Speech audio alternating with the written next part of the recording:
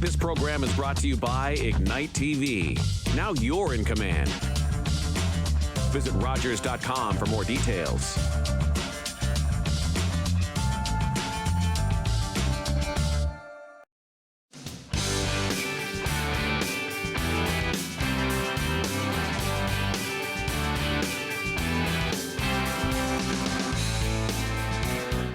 Hi, I'm Krista McKee, and welcome to Wandering Grey Bruce. As you know, my roots are very deep in Bruce County, and on weekends when we used to come up to Adamsville to visit my grandparents, I would always see this huge roof line with Caframo wrote on it. So I'm really happy to be here today. Tony, thank you for letting us stop in. It's kind of a childhood dream to be here at Caframo because never really knew what it was about. So welcome. Thanks, Krista. It's great to have you here. So how long has Caframo been here? Caframo was founded in 1955 by a German family, the Heidel family. And they came over from Germany actually in 1954 looking for a place to start a business, extend their family business from Germany to Canada. And they looked in St. Catharines, and they looked in Windsor, and they also looked in Wiarton. And they picked Wiarton because the Chamber of Commerce in Wiarton had sent invitations out to companies in Germany to come on down. Interesting. So they stopped by here, and to cut a long story short, they found this site, which used to be a cement factory. They rebuilt it, and they started operations here.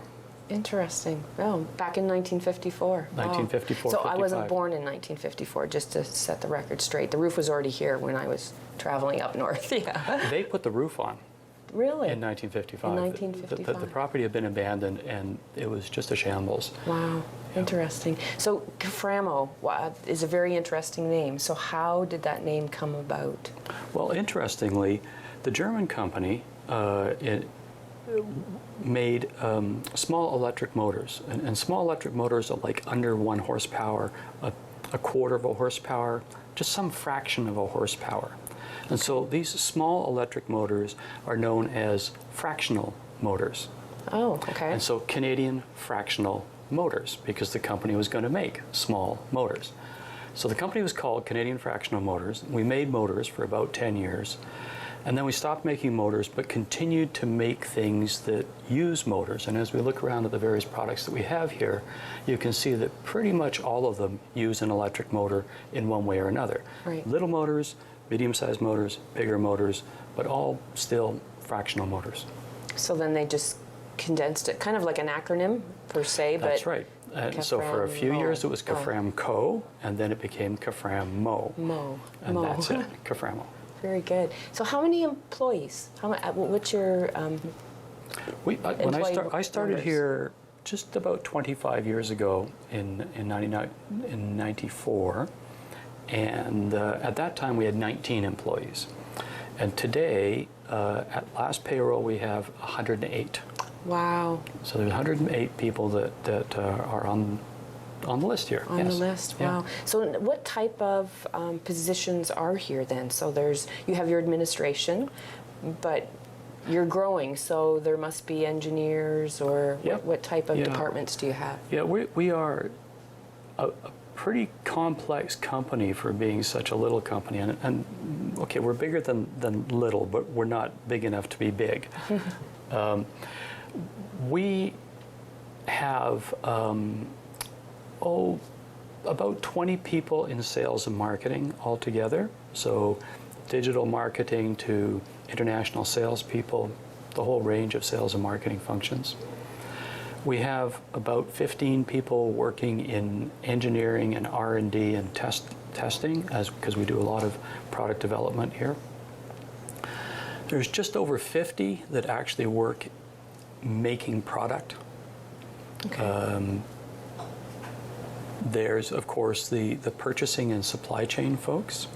And as you mentioned, there's administration and finance as well. So there's another 20-odd people in those groups. Wow, wow. I would have never thought there was that many employees here. So that's great for Wiarton and the surrounding area economy. It is great. And it's a good size for a company to be able to get to, because we can have that specialization that when we were 19 employees, it was jack of all trades all the time. Right. And now we have folks that are quite specialized. As an example, we used to have just engineers.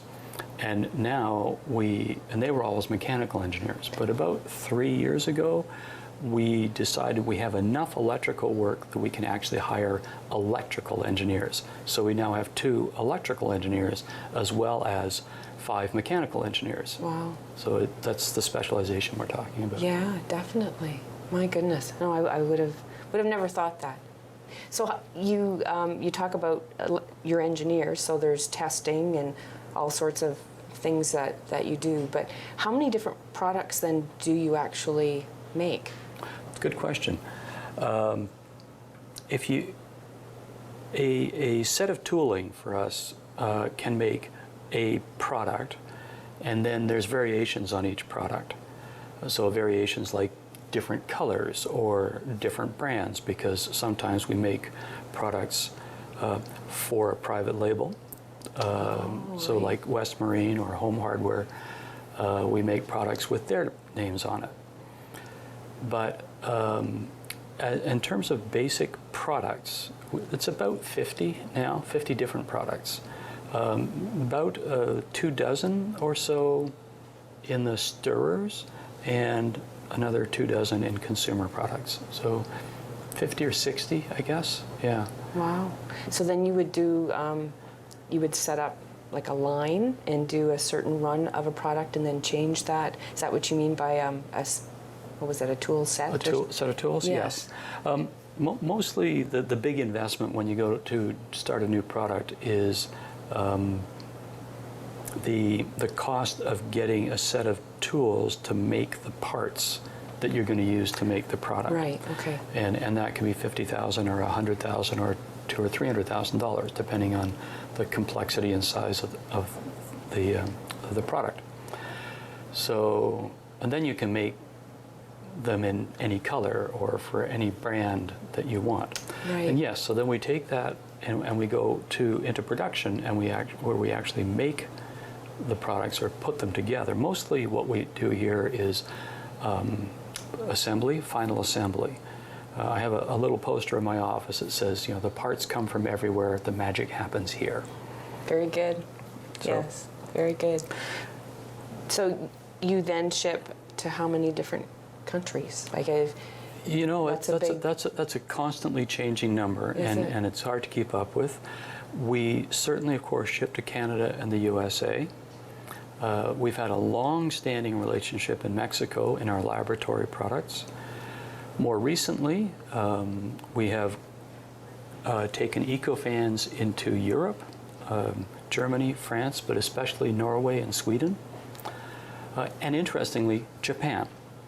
Really? Yes, we Wow. have a dedicated group of wood stove owners in Japan. In Japan. I would have never imagined that. Yeah. And so they love technology, and yes. and so they love EcoFans. We also have, we do in the marine products, we have our 12-volt fans that we sell to boat owners and boat makers. And there's lots of boat owners in Australia, and lots of boat makers in South Africa, and also now France. So we do sell into probably about 40 countries now. Interesting. Yeah. Interesting. And is language a barrier at all, or you seem to That's a good question. It is always a challenge, both culture and understanding. Like language, of course, it can be a barrier. Right. Most of those countries that I've just spoken about all have a good, solid understanding of English, and mostly we do business in English. A little bit of French, but mostly English. Yeah. The cultural differences are interesting and tricky at times. The Australians, more of the outback, rugged, less formal sort of approach. In the UK, a wood stove is considered a mark of success. When you have achieved success in life, you get a little wood stove to put in your reception room. Wow. And Interesting. in Norway, their whole culture around cabins is off-grid. So it's packing in, bundles of firewood Right. into your, on skis, 10 kilometers into your cabin. A little bit different than what you would see a lot of around here in Canada. Definitely. So it's this culture, understanding how people are going to use your products in different places at different times Right. is important. Well, especially for your development, right? Exactly. For your product. We spend, actually that's a great thing to talk about is product development and the way we do that. We have I mentioned one poster in my office. I got another one which it's on the back of our business cards now. It says insight plus innovation equals products for passionate people. So it's a bit complicated, a bit of a mouthful. Maybe we could simplify it. But essentially you start with finding people who are passionate about something, getting some insight into what the problems are that they have in that thing that they're passionate about, and then using your innovation to look at the different bits of technology that we're good at and say, how can we solve your problem in something you really care about using our technology in a way that's better than anybody else can? Yeah. And if we can do that, that's where we go with a new product. Very good. So, for example, we're launching 6 new products this summer on top of the 50-ish that we have, including a higher powered 12-volt marine fan, a brand new style of eco fan, and I won't get into all of them, but the one we were talking about yesterday, just right here, is a discovery that a lot of farmers are using our electric space heater to warm newborn calves up. Oh, now that's interesting. And that's really not what that heater was designed for. It's good at it, Yeah, but yeah. it's not designed for it. Especially, it's not designed for that barnyard outdoor use. Right. So we've gone to our standards people, the CSA and UL, and said, so what standards would a heater like that have to meet to be safe in the farm? Mm-hmm. And they said, well, this and this and this. And we said, yes, we can add those features to our heater. And so this fall we're launching a modified space heater specifically for rescuing calves. Yeah. Well, and just not calves. It can be goats and sheep and Lambs. and Yep. new and baby chicks. Yes. Because in the spring when you get baby chicks, it's always cold out. Because I know I've had baby chicks in my house with growing kids trying Yep. to teach them things, and you Yep. have a heat lamp hung over a tub. So this is fantastic. I'm keen. It's much better than a hot Yeah. bulb. Yeah. Oh, that's We're also working with a boat manufacturer in France who came to us and said, can you make a defogger system for our boats? We're having trouble keeping the windshields clear, and we've just sort of we've got the order, but we haven't started production yet of a defogger system to be built into this line of boats. Wow. Oh, that's exciting. So, yeah. Yeah, 6 new products, and they're all made in Canada. They're all made here. That's- Everything happens right here in Wiarton. Well, Wow. okay, technically Grey County. Grey County, but you're still supporting the economy of Absolutely. Of Wiarton. Very Yes, we are. good. Thanks, Tony, and we'll be right back after a quick break. And stay tuned to Wandering Grey Bruce.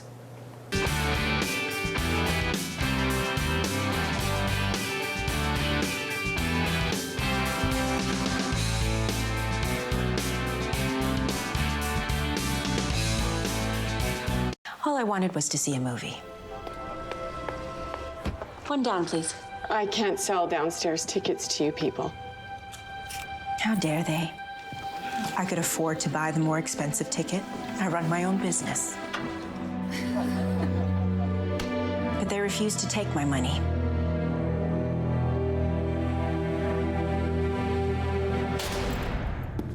They left me there all night. On what charge? They said I didn't pay the theater tax. But it was really about color. Sister Desmond, appeal this conviction and your community will stand behind you. Do you have any idea what this will do to us? So what are you going to do? Make it right. Viola Desmond's case inspired Nova Scotia's civil rights movement. She was pardoned 63 years later based on the injustice of her conviction. Hi, I'm David Sherman, host of Politically Speaking. Join me for my next show where my guest will be Barb Klumpus, the mayor of Meaford. Politically Speaking on Rogers TV.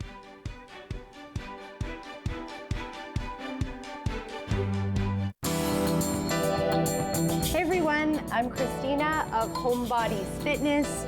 Join me for your at-home fitness routine. Let's all get fit together. Only on Rogers TV, Homebodies Fitness.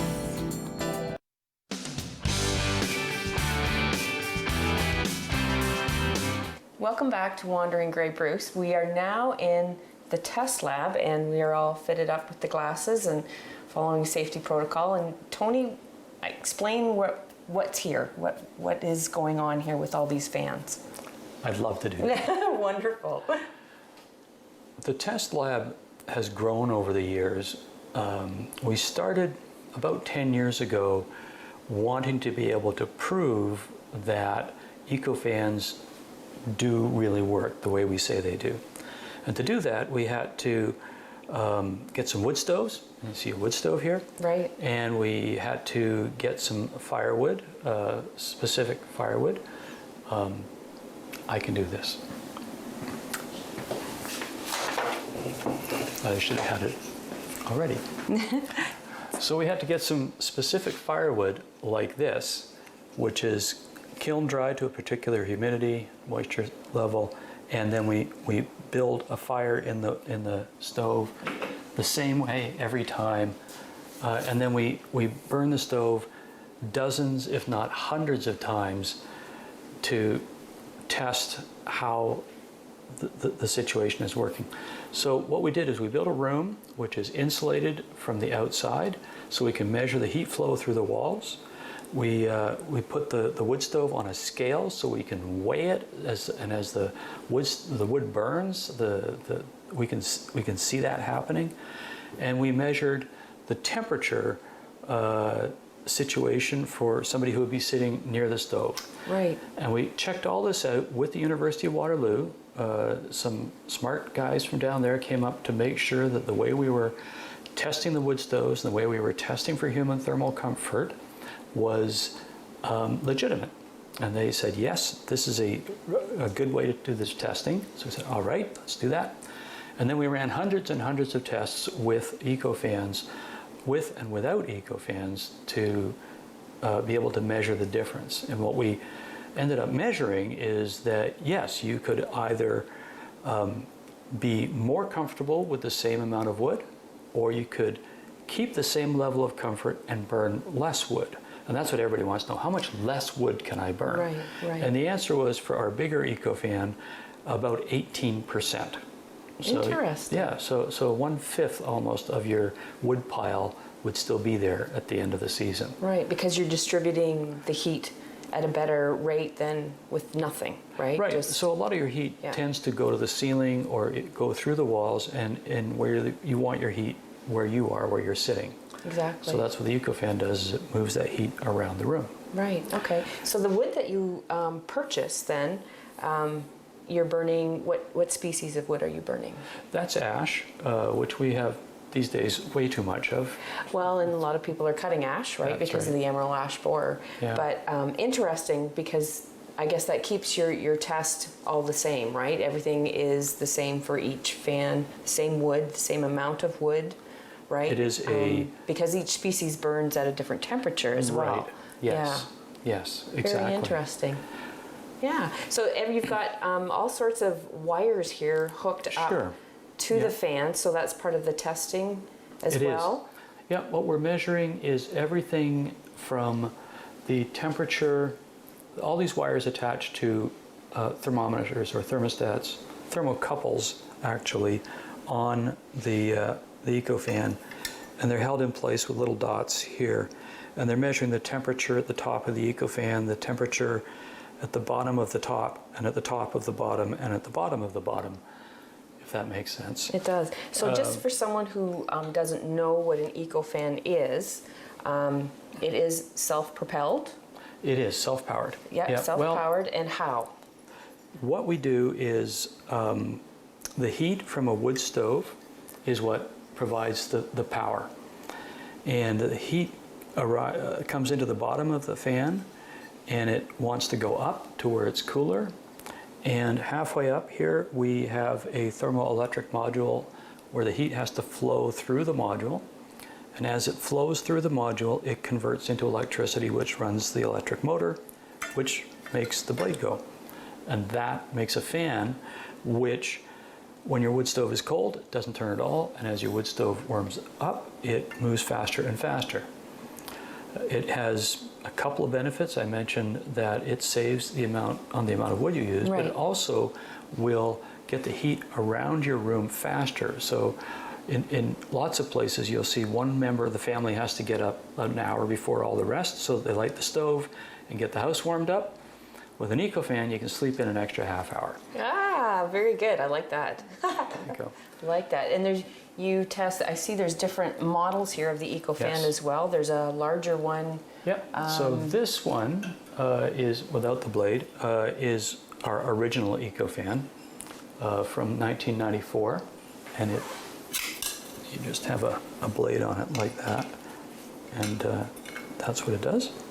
So that's the first model that you've invented. And then we came up with these two bigger models.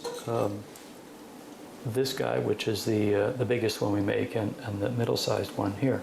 And each of them, it gets increasingly more powerful and more effective at moving the heat around the room. Right. Over on the other stove here, however, you'll see something that looks quite different. This is, this is our newest style of EcoFan, and it has a kind of quite a different look. And it works basically the same, but it has some technical advantages as well, which I'm not going to get into. Yep. But it actually is now this is our most powerful EcoFan. Ah, so smaller is better. It's not actually that much smaller. No? It's just a little different in shape. And different in shape, yeah. The same wiring, and these are data loggers here that will collect the data as the wood stove burns, and then the data from the data loggers goes into our computer systems for analysis. Okay. So we can, so that we know exactly what's happening, where is the fan hot, where is it cold. You can just see over here, we got a tripod. The tripod would hold the tachometer that's going to measure the speed that the blade is turning at, so we know exactly how fast the blade is turning. And in another space over there, which we can't see, is our airflow tester, where based on how fast the blade is turning, I can tell you how much air is actually being moved. Ah. So it's just sort of connect all these dots together to be able to say this is how it really works. Right. And so all this science, working with the University of Waterloo, working with our engineers, there's heat flow, there's electricity, electronics. We were talking earlier about engineers and the fact that we now have 2 electrical engineers as well as 5 mechanical engineers on staff. We're definitely getting deeper into engineering. This test lab area is the home of 2 testing technicians. So we've got altogether about 12 people in that R&D engineering test lab group. Right, and and the building itself is very unique because you have it designed for each test that you're doing. Like that's an education in itself as we've walked through here. Yes. It's been very interesting. Now, we touched a little bit on staff. One thing that I was really interested in is what your staff does for the community. You really do pay back to the community here at Caframo. We do. We have quite a strong engagement in the community, I think. We donate money and typically door prizes to well over 100 organizations a year, which is great. Then We are involved in the community in some sponsorship type activities where we sponsor the Owen Sound Attack, the OHL team.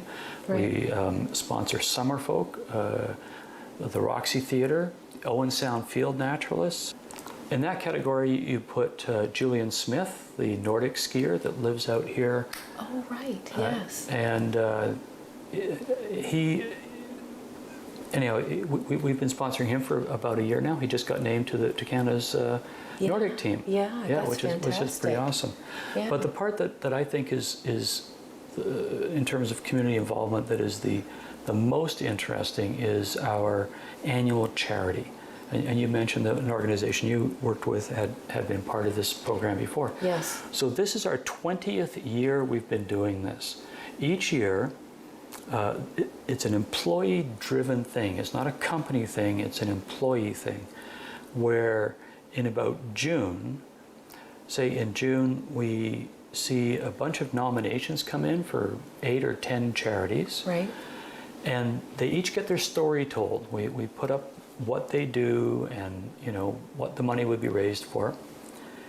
Then there's an selection sort of process where it gets winnowed down to a winner. This year, that is the Bruce Peninsula Biosphere Association. Oh, wow. And so this year, we'll put all of our fundraising efforts towards that particular association. And it's special this year because it is, as I say, the 20th year. Very good. Yeah. Yeah. Oh, that's amazing. And all the organizations that you have donated to are on your website as well, which is, what is your website? Just run it by us. Just Caframo.com. Caframo.com. And the other thing that I was really intrigued by was the webcam that you have on your website. Well, it's fantastic. You can see the sailboats out on the bay. Yes. That's so true. You can check the weather when you're going to drive to work on a snowy day, but mostly it's for looking at the view on a day like today when it's all sunny and nice. Yeah, definitely a fantastic spot for your staff to have lunch and so and I also noticed that you occasionally have jobs that come up, so it's something that the community can keep an eye on if you're looking for employment as well. Absolutely. Yeah. We have we're constantly growing. Yes. And so all those skills that I mentioned earlier, engineering, accounting, sales and marketing, just send your name in. So thank you very much, Tony. It's been wonderful being here, and thanks again for watching Wandering Grey Bruce. See you again soon.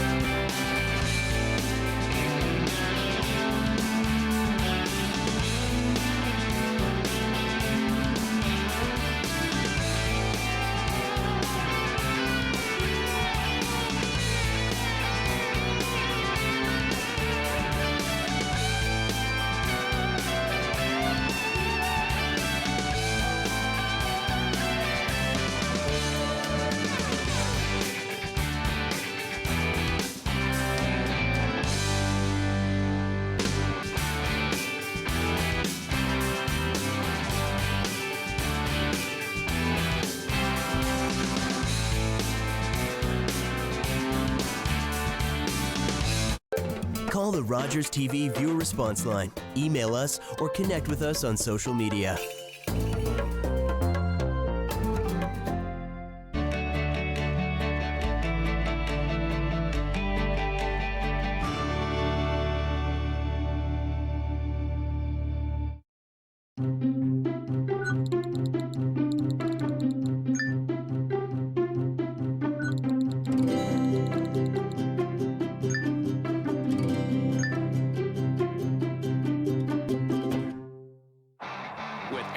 Center Ice, you get a premium ticket to the games you want every night of the season, with up to 37 out-of-market games a week to choose from.